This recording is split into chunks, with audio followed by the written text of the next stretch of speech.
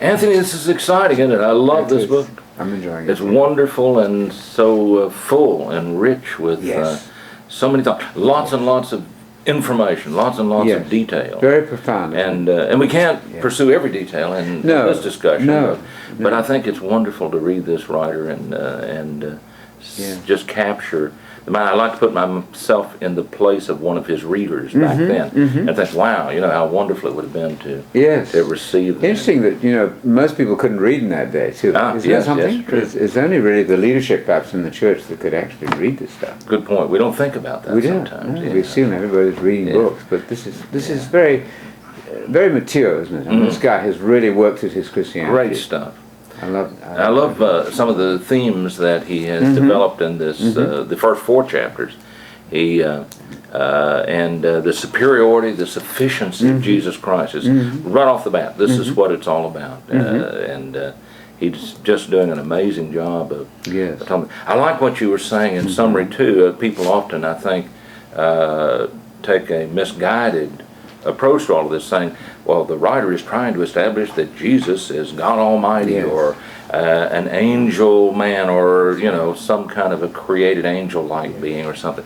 He doesn't say any of those things, does he? No. Not once. It's amazing. The text that strikes me so interesting is that high priests are chosen from among men. From among men. I like that. It should be clear that God cannot be a high priest. I mean, that's just impossible. Yeah. The whole point is that he has to be a member of the human race to represent us before God. Of course. And, of course, to speak for God to us. And if he were an angel man, that's not us. No. We're not angel men, I suppose. It's not us. And we're not God men. No. So he can't represent it unless he's truly one of us. That's right. That's the reason that he had to be made like the rest of us are made as human beings. And like also in 7:14, when we get to it, it's obvious that he's descended from Judah, isn't that? That's wonderful. I love that. It's very clear. It had never occurred to any of these writers that Jesus really pre-existed as an eternal being, much less as an angel. So I think this points to the degree of chaos, that we've arrived at 2,000 years later. We're trying to get some simplicity back into this. Yes. That he's a man born supernaturally, descended from Judah and from Mary. Well, I like something you said earlier about, if his objective was to show that Jesus is superior and that he's God, all he had to say was right off the bat, hey, everybody, Jesus was God. End of discussion. Right. There's no reason to go on saying, oh, and he's better than angels, and he's better, it's better than Moses. Better than Moses. I mean, isn't that rather obvious? Come on now, people. So, or if he wanted to say that Jesus was an angel man or some sort of created being in that sense, he could have just said it. He did not say those things. Everything he's saying is the amazing.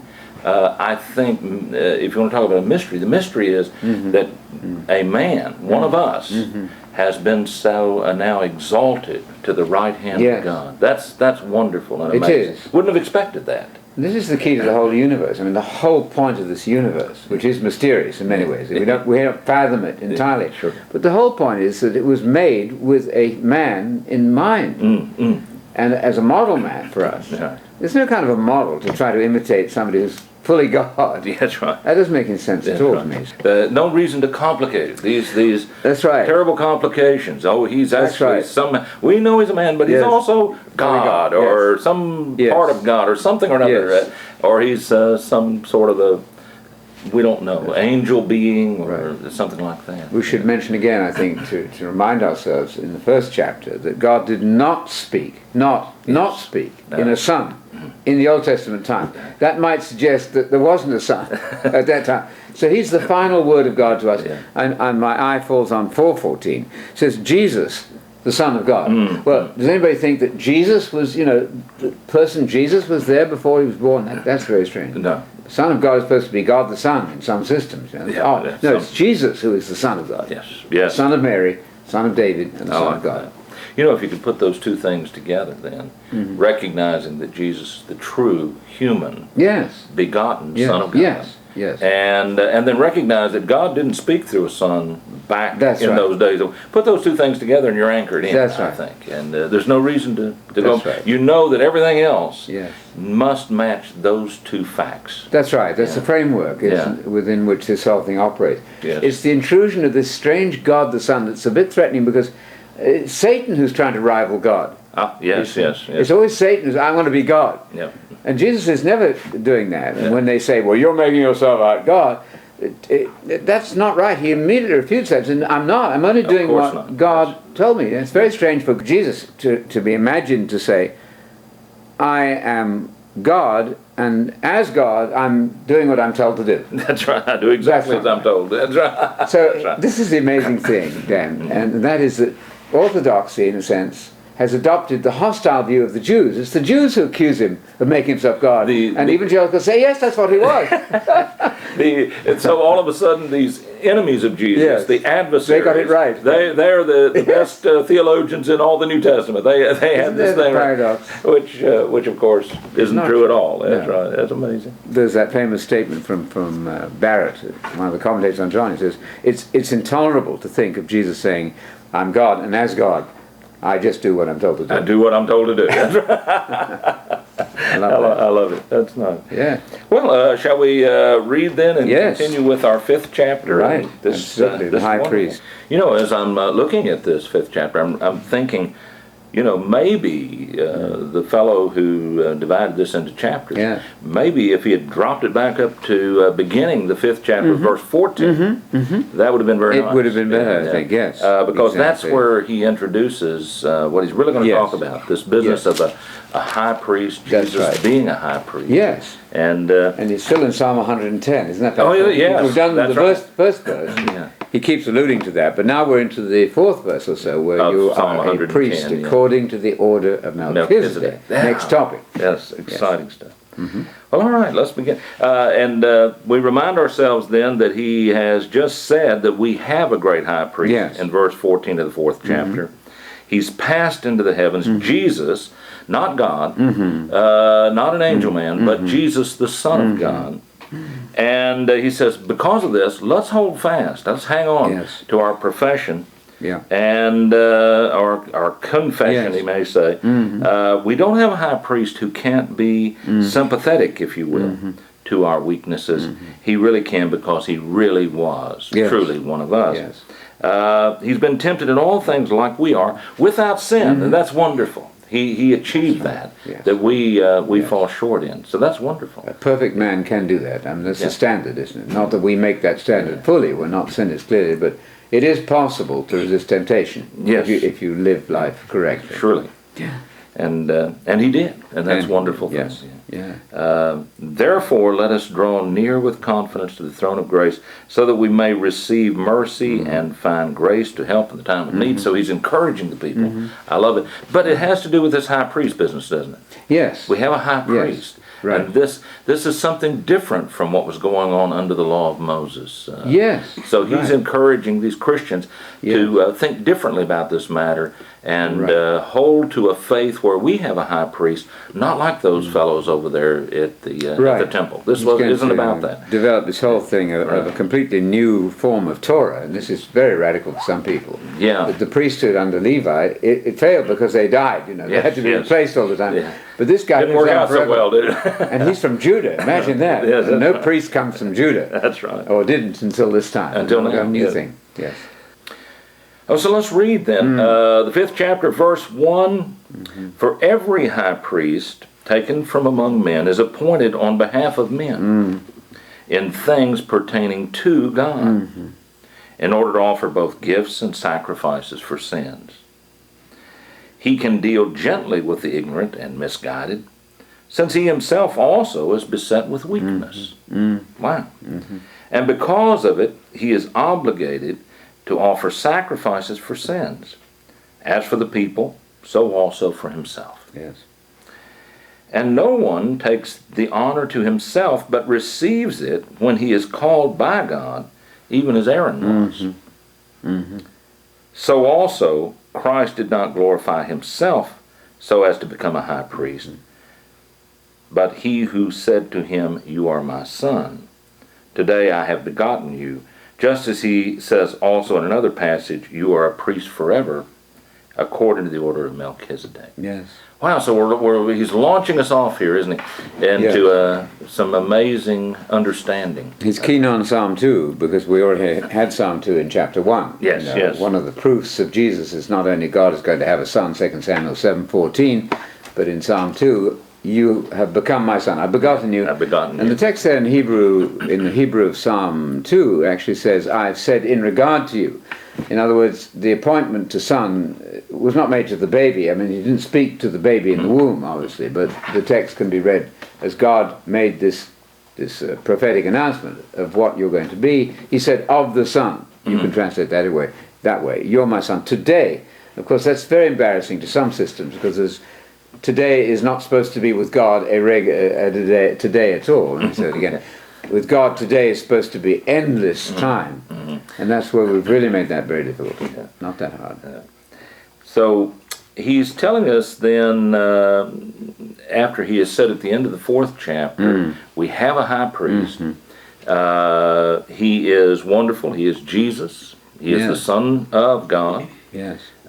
He can sympathize with us, all of these things. And now he's kind of, in the 5th chapter, he is dropping back and beginning to tell us that this is the way with good priests, good high priests. They're chosen from among men in order to minister to God on behalf of men. Yes.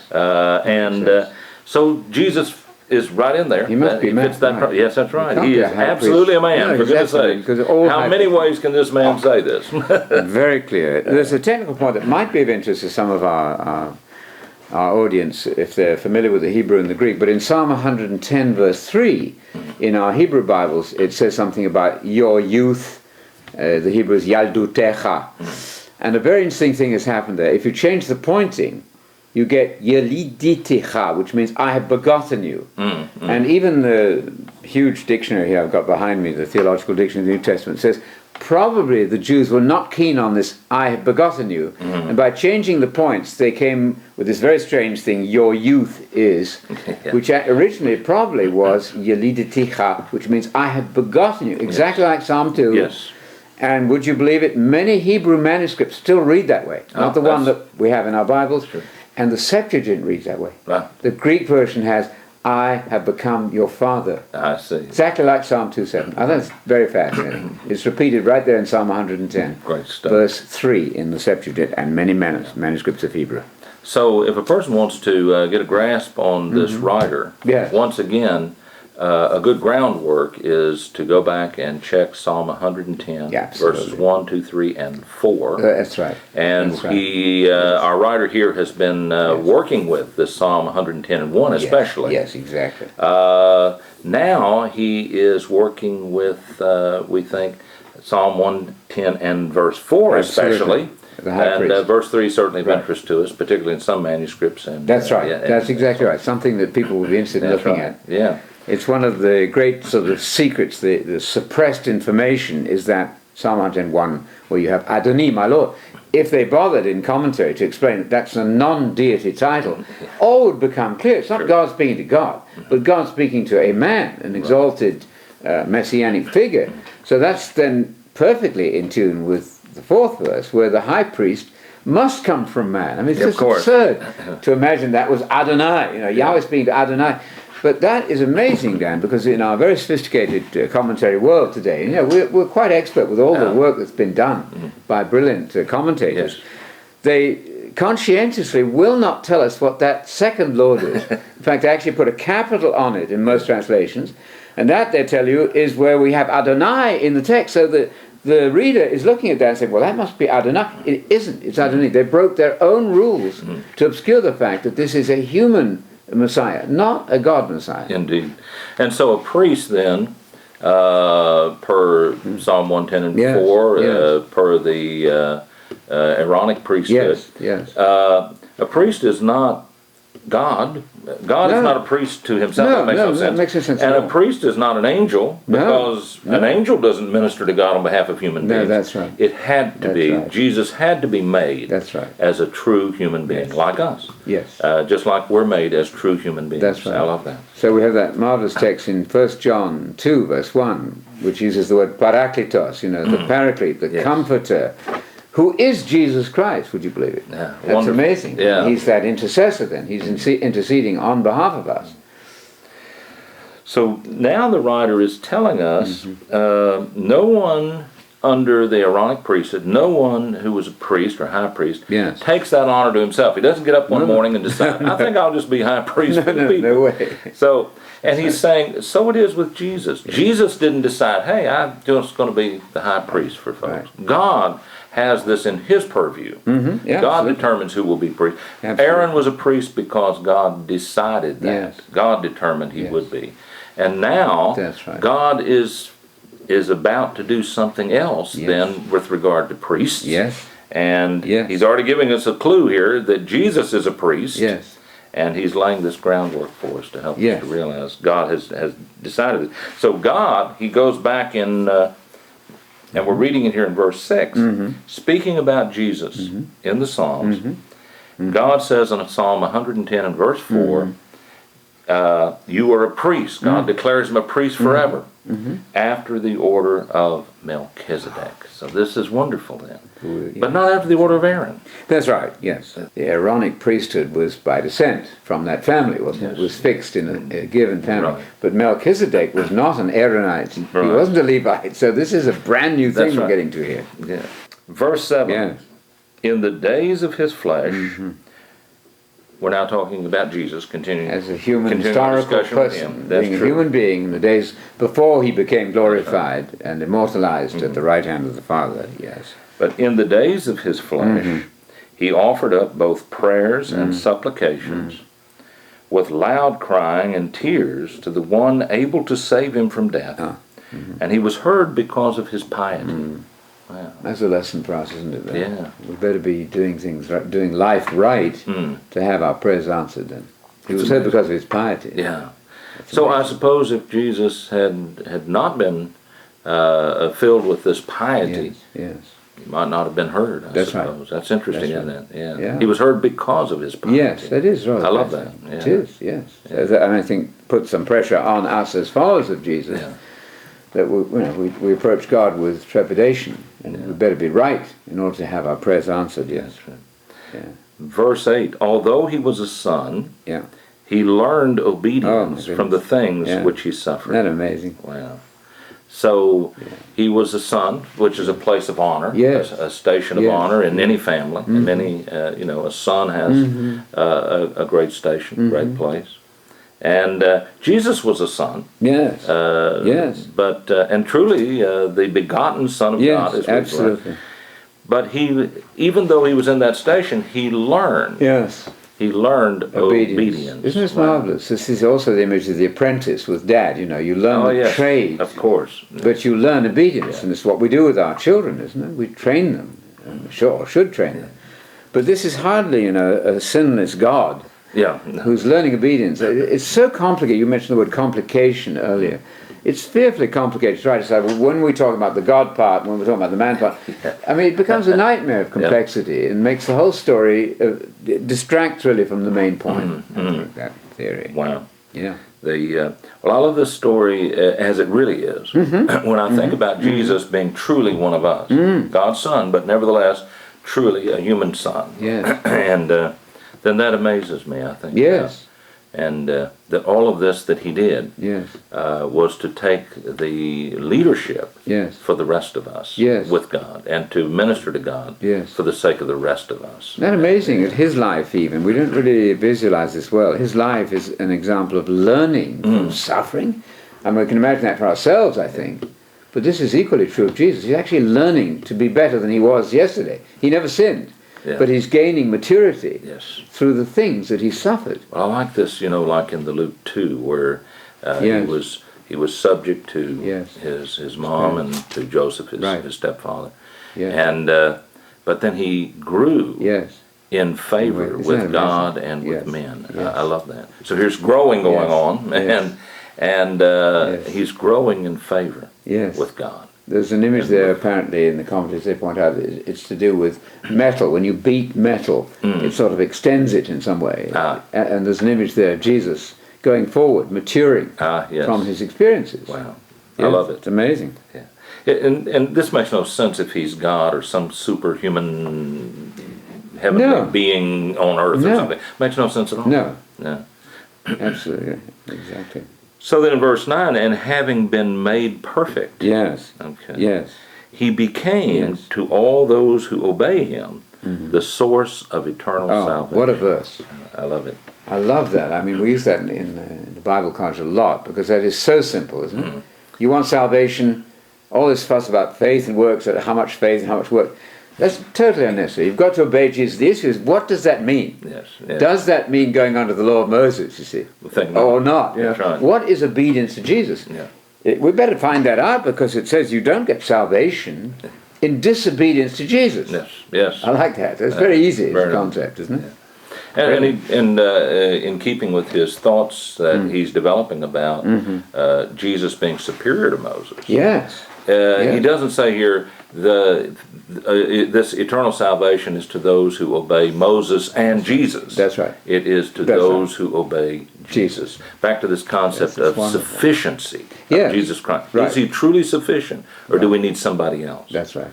Is his covenant that he's bringing to his people, is it truly sufficient, or do we need another? Right. And I think we're saying, and rightly so, I think, Jesus is all sufficient for his people. Absolutely. Provided we do our part, which is obedience. Obviously, we're not going to get it right from the start, perfect obedience, no. But we should be growing into perfect obedience. Yes. The confusing thing for people is, what is obedience? They don't know. They're being told it's this or that law in the Old Testament, or not this and that law, or it doesn't matter what you do. As long as you're saved, you can be disobedient. That's not going to work either. So the great issue for theology today, I think, is what does it mean to be obeying Jesus? Yes, I think it's key. I think it's an absolutely brilliant verse, this one, 5:9 of Hebrews. Verse 10, being designated by God as a high priest according to the order of Melchizedek. Concerning him, we have much to say, this Melchizedek fellow. We got a lot we can say about him.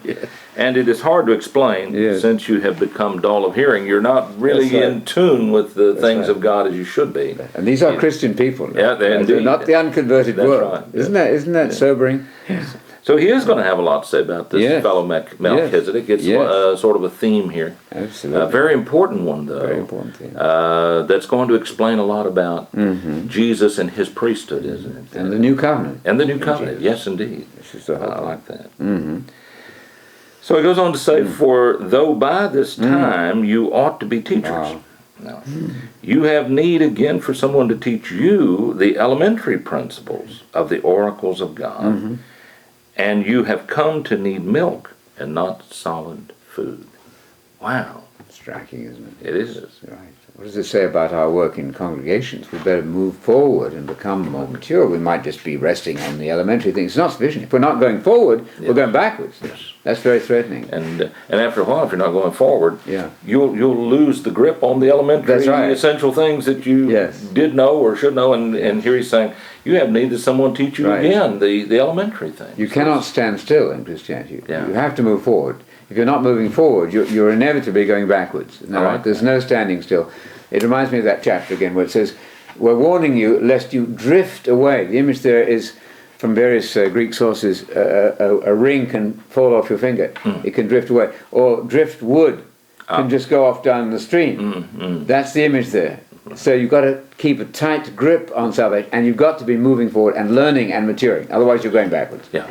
And you're going to miss it. You're going to miss it, yes. And you ought to be teachers, at least some of you. Yes. I don't think you must everybody be a teacher. That would contradict James 3:1. Don't be too many teachers. Don't want everybody to be a teacher. That's right. That's right. But you should, at least a majority of you, I don't know how many, should be teaching others. Yes. When you need to be taught yourself. This is not a good situation.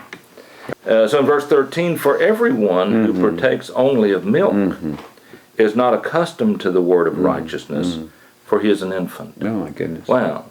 So metaphorically speaking, I suppose. He is an infant. Wow. So a babe in Christ. Right. That's not sufficient. Yeah. You've got to move forward. Yeah.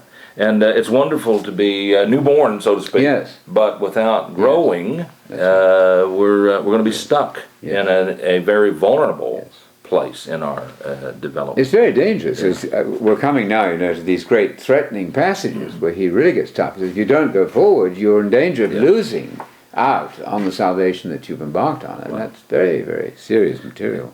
He's really cautioning them, isn't he? This is very cautionary. It's a word of exhortation, isn't it? Yeah. It's a tough balance between kindness and God is great, but watch out. That's right. don't miss out. And isn't that some of the maturity, I think, that I feel like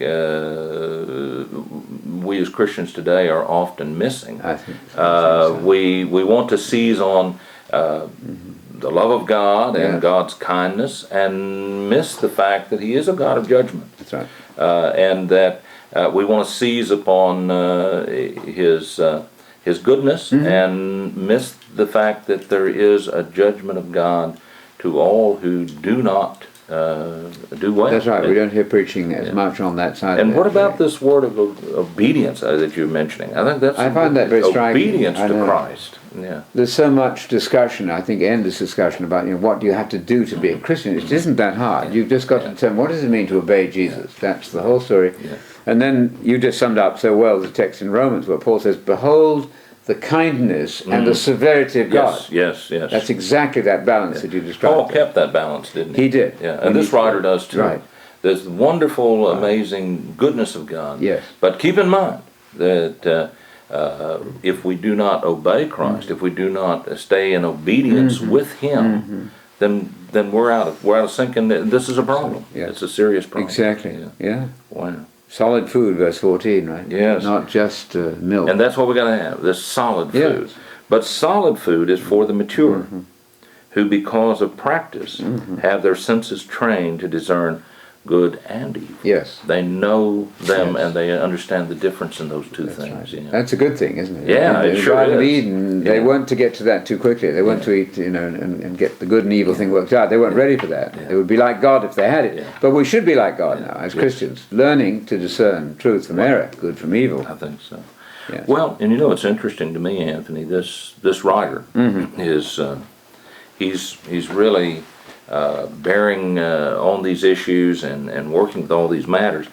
But one of the things that he's not going to be telling people in the entirety of this book is, I want you to be keeping the Sabbath days and keeping the holy days and keeping the law of Moses. Exactly. We haven't read that yet, and we're not going to in the entirety of this book. So wouldn't it be something, if that's not obedience to Christ, and according to this writer, he's not picturing that for us. Yes. Then, if we're on into that, that's not mature. Not at all. It's going backwards, in fact. Oftentimes people think, well, I'm very mature. I'm going to do the law and I'm going to do this. But that's not maturity. Not at all. And it's not the place that we should come to. He's not wanting people to teach the law. He's wanting people to teach Christ. Yes, the Torah of Messiah, not the Torah of Moses. Not the Torah of that Moses. distinction is being lost, as we know, in our time in various groups. And it's a very serious issue, because you're going back under Moses. You are inevitably regressing from Christ, and that's the ultimate apostasy. So, you can say, well, I'm keeping the new moons now. Look how good I am, because God said we're to keep the new moons. Actually, you're not doing well at all. You're disobeying Jesus by obeying the Torah of Moses. Isn't that amazing? And seeing Jesus as not being sufficient. That's right, yes. His sufficiency is what's at stake. Do we really believe that He is our teacher? Do we really believe that He is sufficient as our teacher? Yes. Or do we have to look to another? I think we don't want to provoke God to jealousy. And we don't want to provoke the Messiah to jealousy by going elsewhere when Jesus is everything. You are complete in Him. That's right. Not Him and someone else. And Paul himself says, I'm not under the law, but I am within the Torah of Messiah. More Messiah, that's right. Essential in our time for people to understand there's a difference in the Torah of Moses and the Torah of Messiah. Sure. Now, Paul is willing to go and do some of those Mosaic things, to make friends. But not for 1 minute does he go back under the law of Moses, because that would be a departure from the Torah of Messiah. which is all important. And would threaten this concept of the sufficiency of Jesus Christ. Yes, not to mention the division and the confusion it creates in the church. Right? When one person wants to meet on this day and others say, we'll meet on this day. You've got mass confusion, unfortunately. Not a good idea at all. Well, this is obviously a wonderful chapter. He's mentioned, again, this concept of Melchizedek. Yes. He's going to talk more about that, so when he does, we'll get back to that and talk some more about what that was all about.